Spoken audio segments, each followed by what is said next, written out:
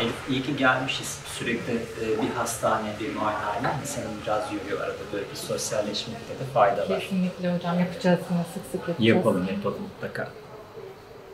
Fark ettiniz mi? Ortam ne kadar sessiz. Her zaman böyle olmayabilir. Çalıştığınız ortam, meslek gereği ya da gittiğiniz bir konser, gürültü, kulak sağlığınızı, işitme sağlığınızı olumsuz etkileyebilir.